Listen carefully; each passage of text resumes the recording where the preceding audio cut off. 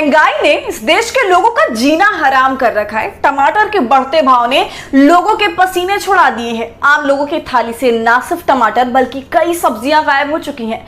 लेकिन बढ़ती महंगाई से फर्क ना तो विश्व गुरु को पड़ रहा है और ना ही चाणक्य इस पर अपनी मुंह खोल पा रहे हैं। वित्त मंत्री प्याज लहसुन के दाम बढ़ते ही प्याज लहसुन खाना छोड़ देती हैं। जिनकी जिम्मेदारी महंगाई कम करने की है, वो टीवी चैनलों से लेकर ट्विटर अकाउंट तक सर्कस की दुकान सजाकर बैठ जाते हैं। जिन मीडिया चैनलों की जिम्मेदारी बढ़ती महंगाई और सरकार को आईना दिखाने की है, वो सत्ता के चरणों में लौटकर सत्ता द्वारा फेंके गए टुकड़ों पर पल रहे हैं। जो बॉलीवुड के सितारे 2014 से पहले महंगाई और बेरोजगारी पर खुलकर बोलते थे, वो आज ईडी और आईटी के छापों के डर से अपनी जुबान बंद किए हुए हैं। लेकिन ईडी, सीबीआई और इनकम टैक्स से उन लोगों को डराया जा सकता है जिनका जमीर मर चुका है, उन्हें नहीं जिनका जमीर जिंदा है, इंसानियत बची है।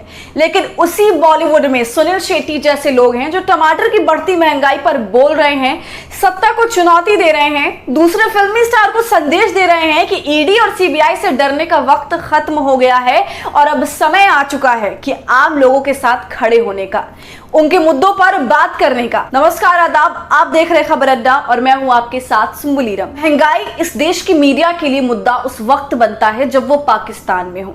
जब पाकिस्तान में टमाटर 100 रुपए के पार होता है तो इस देश की मीडिया हर दिन उस खबर को दिखाती है, उस पर बात करती है, उस पर बहस कराती है। लेकिन जैसे ही वो महंगाई भारत में आती है तो उसी मीडिया के लफंडरों के जुबान पर ताले लग जाते हैं।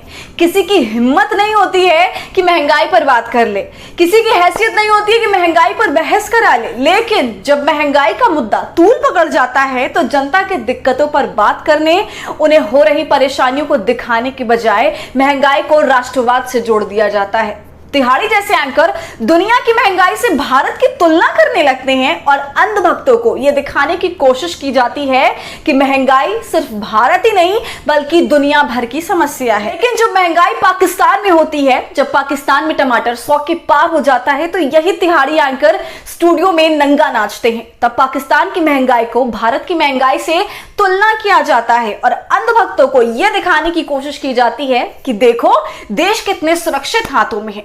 56 इंची प्रधान सेवक ने महंगाई को अपने नियंत्रण में ले रखा है।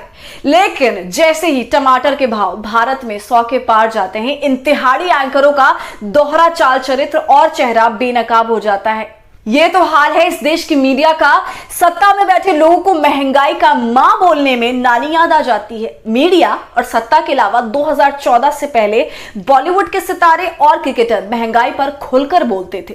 लेकिन पिछले 9 सालों में ईडी और सीबीआई के जरिए क्रिकेटरों और बॉलीवुड के सितारों को ऐसा डराया गया कि वो ना तो महंगाई पर बात करते हैं और ना ही एक ट्वीट करने की हैसियत रखते हैं।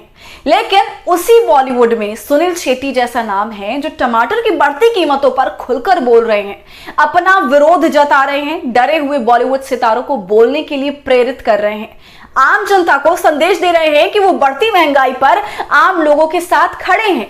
दरअसल भारत में टमाटर की कीमतों में आग लगी हुई है, आग। कहीं 150 रुपए तो कहीं 200 रुपए किलो टमाटर बिक रहा है। टमाटर की बढ़ती कीमतों की वजह से भारत के करीब 80 से 90 करोड़ लोगों की थाली से टमाटर गायब हो चुका है। क्योंकि जिस देश की 80 करोड़ आबादी सरकार द्वारा बांटी जा रही 5 किलो अनाज से अपना पेट पालती है, उन लोगों की बस की बात नहीं है कि वो टमाटर खरीद सके। जिस देश के 90 करोड़ या उससे ज्यादा लोगों की हैसियत टमाटर खरीदने की नहीं है, उस देश के अंधभक्त भारत के विश्व गुरु बन जाने का डंका बजा रहे हैं। तो टमाटर की बढ़ती कीमतों पर बॉलीवुड के सितारे सुनील शेट्टी ने कहा है कि मेरी पत्नी केवल 1 या 2 दिन के लिए सब्जियां खरीदती है, हम ताजा सब्जियां खाने में विश्वास करते हैं। आजकल टमाटर के दाम आसमान छू रहे हैं और इसका असर हमारी रसोई पर भी पड़ा है। आजकल मैं टमाटर कम खाता हूं।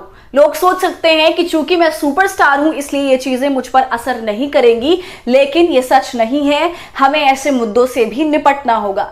सुनील शेट्टी ने आगे कहा कि वो एक रेस्टोरेंट मालिक भी हैं और बढ़ती कीमतों के कारण उन्हें टमाटर के स्वाद और गुणवत्ता से समझौता करने के लिए मजबूर होना पड़ा है।